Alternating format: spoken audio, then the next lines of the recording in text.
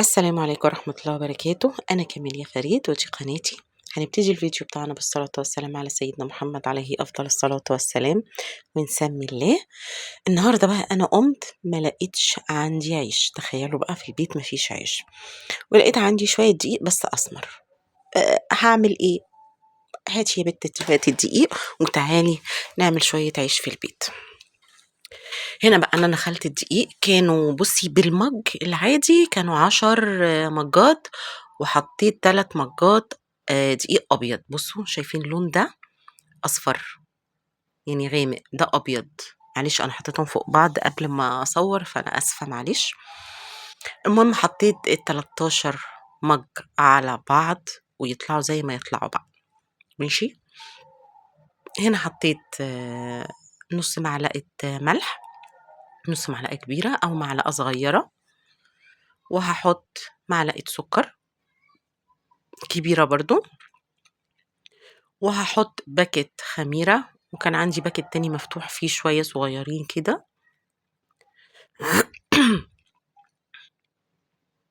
اهو ده كان مفتوح عندي في التلاجة فحطيته.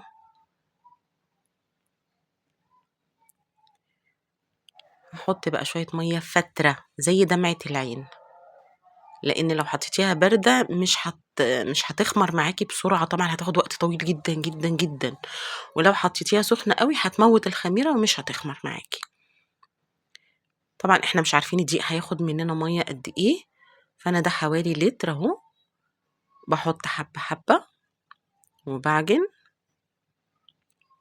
لان كل دقيق غير التاني.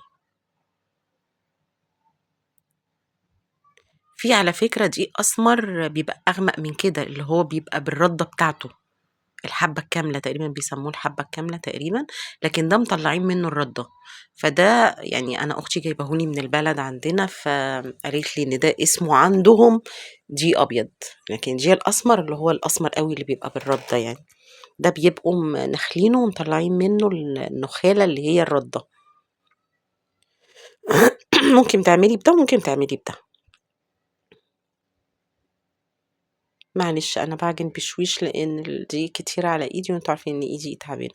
كده خد مني لتر، فطبعا هكمل، واخد مني حوالي لتر ونص، لترين الا ربع.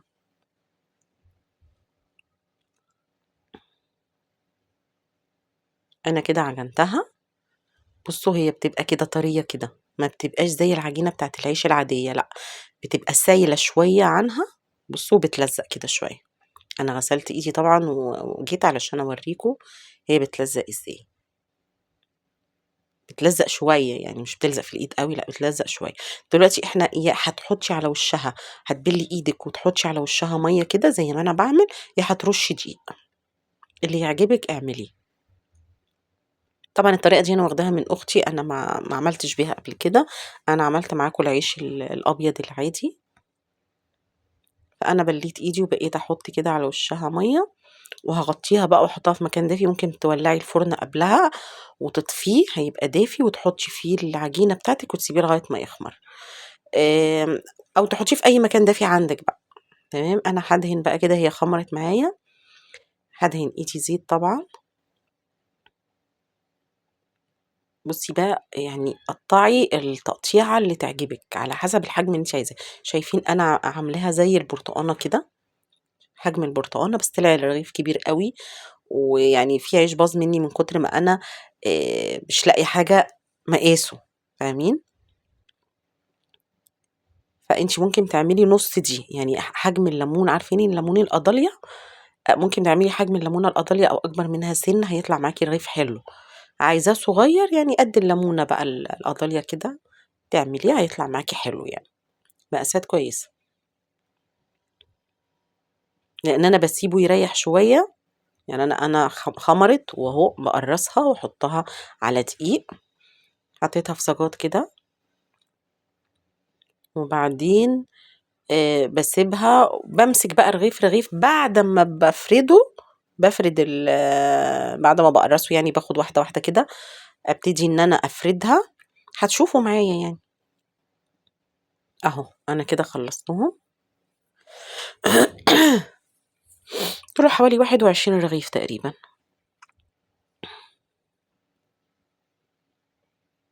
أهو الثابتة.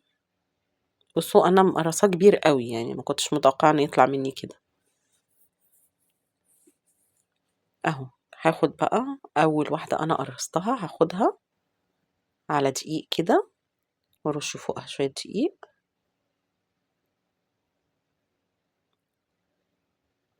ممكن تبططيها بإيدك شوية، على فكرة ممكن تبططيها للآخر بإيدك.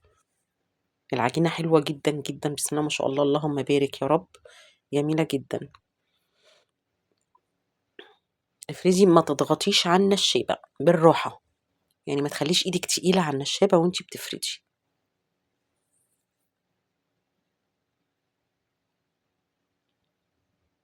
بس انا لو مقطعة صغيرة كان هيبقى يدوب الحجم ده حلو قوي. عفوا. بصوا بقى السمك، هوريكم السمك اللي شايفين، نص سنتي كده، جميل جدا جدا، بسم الله ما شاء الله.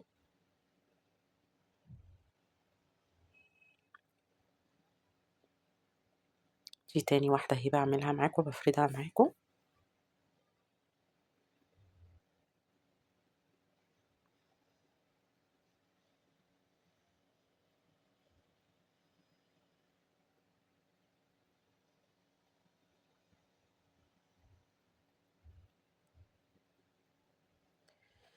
تنسوش الصلاة على الرسول يا جماعة عليه أفضل الصلاة والسلام، والحوقلة والاستغفار، وندعي لنفسنا ولولادنا ربنا يهديهم ويصلح حالهم يا رب. وانتي بتعملي أكلك، وانتي بتغسلي مواعينك، وانتي بتروقي بيتك، وانتي ماشية في الشارع، وانتي راكبة مواصلات، اذكري الله دايما، اذكري الله. والله الصلاة على الرسول والاستغفار والحوقلة بيغيروا الحال بطريقة ما تتخيلهاش. والله بجد أنا عن تجربة، يعني الحمد لله الحمد لله.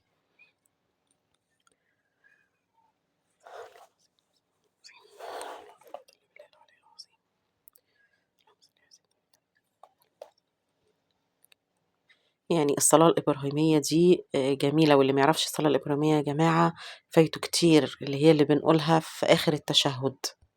شايفين السمك؟ تنسونيش بقى بلايك حلو منكم كده وكومنت كده بذكر الله، واللي ما اشتركش في القناة يشترك كده، يعني مش هيحصل حاجة يا جماعة لما تشتركوا. واضغطي بقى على ايه، زر اللايك. انا جبت هنا صواني لان دول، يعني قلت الصينية دي اكبر صينية عندي، قلت هعمل في الاتنين، بس الصغيرة اللي على جنب دي طلعت صغيرة ما نفعتش معايا خالص، يعني بوظت العيش معايا، فبقيت اعمل في الصينية الكبيرة دي لانها اكبر من الطاسات كمان اللي عندي. بصوا اول ما تلاقيها اتشمعت، يعني انا بحطها كده، بتسخني الطاسه الاول، او الصينيه، الحاجه اللي انت هتعملي فيها بتحطيها على النار تسخن الاول، وبعدين لما تيجي تحطي بقى العيش، تحطي العيش وتهدي النار سنه.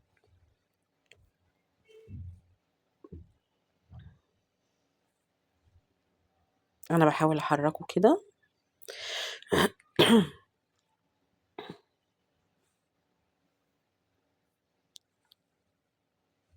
وعلى فكره لو ما قبش منك ولا تزعلي، كله هيتاكل، والله كله هيتاكل. انا ولادي يقولوا لي قب ما قبش احنا هناكله، يعني بيحبوا جدا ان انا اعمل العيش في البيت، بيقولوا لي بيطلع احلى من اللي بره مليون مره.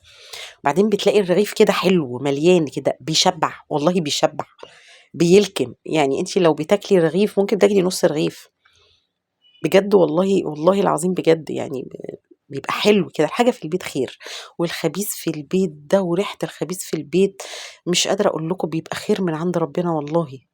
ربنا يزيدنا خير يا رب، ربنا يزيدنا خير. البيت اللي فيه دقيق فيه خير، بتطلعي بتعملي اي حاجة في الدنيا بدقيق. بصوا ابتدى ينفخ اهو معايا.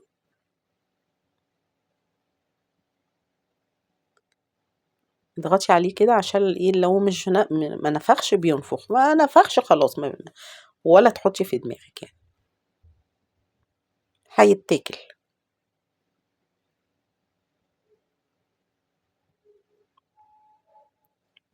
متنسيش اللايك، كومنت حلو بذكر الله منك، واللي مشتركش يشترك، وفعلوا الزر عشان يوصل لكم كل جديد. انا مقلة معاكم وبعمل فيديوهات قليلة دلوقتي غير الاول، بس معلش بقى اعذروني وسامحوني.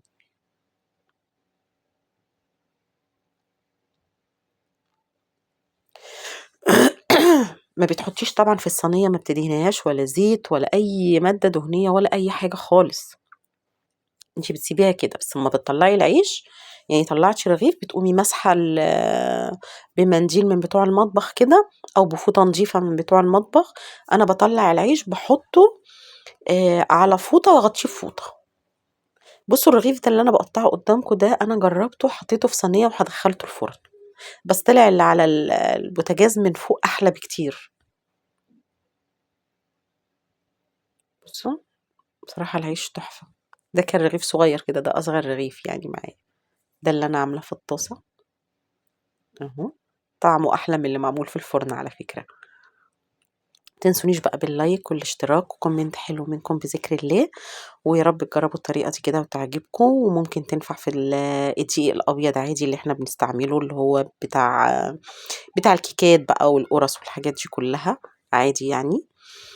وأشوفكم الفيديو الجاي على خير، متنسونيش بدعوة حلوة منكم. السلام عليكم ورحمة الله وبركاته.